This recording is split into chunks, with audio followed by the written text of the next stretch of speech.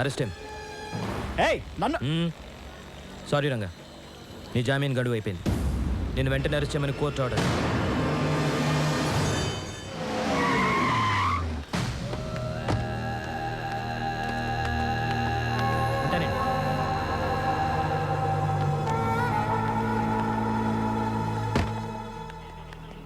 ఎరా, నా దగ్గర డబ్బులు కొట్టేసి నా బావని అరెస్ట్ చేస్తావా? ఎన్ని గుండెలు రాని. సార్ వదలండి సార్, మండే మీ బావని కోర్టులో హాజరుపరచాలి, దాన్ని ఎవరు ఆపలేరు. అంటే ఈ 3 రోజులు మా బావ లాకప్లోనే ఉండాలా? కోర్టు కేసులు ఎలా మాఫీ చేయించుకోవాలో నాకు బాగా తెలుసు. వాడు నాతో పంపించు. సార్ అది కష్టం సార్, నా ఉద్యోగం పోతుంది. సిఐ ఒక్క చిటిక వేశానంటే చిటిక ఇటికలన్నీ కదిలిపోతాయి. వదిలే. సార్ ఒక్కసారి ఆలోచించండి సార్, డిపార్ట్మెంట్తో నాకు ప్రాబ్లం అవుతుంది సార్. రాయ్, నా బావ లాకప్ నుంచి ఎస్కేప్ అయ్యాడని రాసుకో.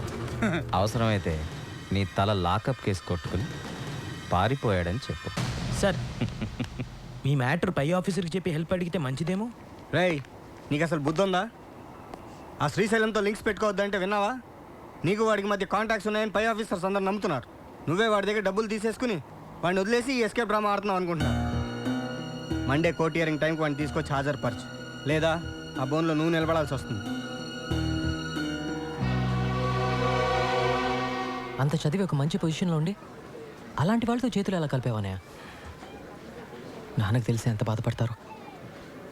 తప్పే, ఏం చేయను, డబ్బాస్తో ఇలా చేశాను. సరే, ఇప్పుడేం చేస్తావు? నా డిపార్ట్మెంట్ని హెల్ప్ అడిగే పొజిషన్లో కూడా లేను. ఈ విషయంలో నువ్వే నాకు హెల్ప్ చేయాలి చిన్న. నేనెలాగా? ఈ ప్రాబ్లం గురించి నా డిపార్ట్మెంట్ ఫ్రెండ్స్తో డిస్కస్ చేశాను రా. ఇది రౌడీల ప్రాబ్లం, రౌడీల ద్వారానే సాల్వ్ చేసుకోగలవని చెప్పారు. నువ్వు కూడా రౌడీవే కదరా,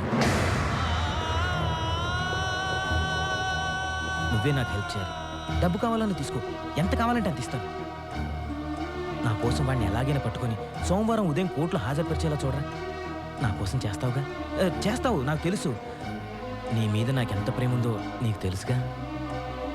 తమ్ముడు, ఈ విషయం ఎవరికి చెప్పకు, ముఖ్యంగా అమ్మా నాన్నకి. తెలిస్తే నా మీద ఉన్న మంచి అభిప్రాయం పోతుంది. చెప్పరా, చేస్తావుగా?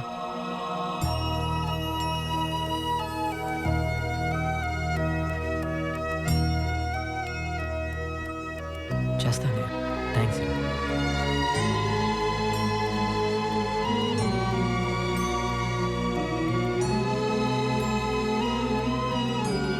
వాడు ఎందుకు వచ్చాడు?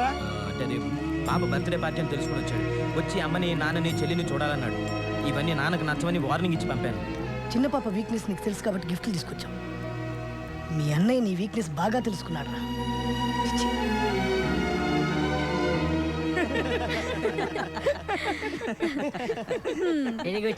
అందరూ నిన్ను బాగా రిసీవ్ చేసుకున్నారు. అయితే నీకేంటి బాబు, మీ వాళ్ళకి క్లోజ్ అయిపోయావు. ముందు ముందు నాతో మాట్లాడడానికి కూడా టైం ఉంటుందో లేదో. అలాంటిది ఏం లేదు అంజలి, లేట్ అయిపోయింది కదా, రేపు మాట్లాడదాం. Okay, good night. ఓకే చిన్న. చిన్న,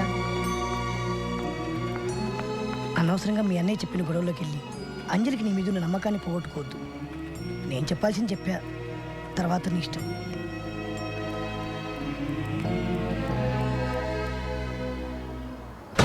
చిన్న, ఈరోజు హాస్పిటల్లో 9 మంది మగపిల్లలు పుట్టారు. వాళ్ళలో నీ కొడుకు ఎవరో నాకు ఆ దేవుడికి మాత్రమే తెలుసు. ఆ దేవుడు నీకు ఎలాగో చెప్పడు. కాబట్టి ఇప్పుడు నీ పాలిట నేనే దేవుణ్ణి. అసలు ఎక్కడి నుంచి మాట్లాడుతున్నారా నువ్వు? చెప్తున్నాను, నా ఫ్యామిలీ మ్యాటర్తో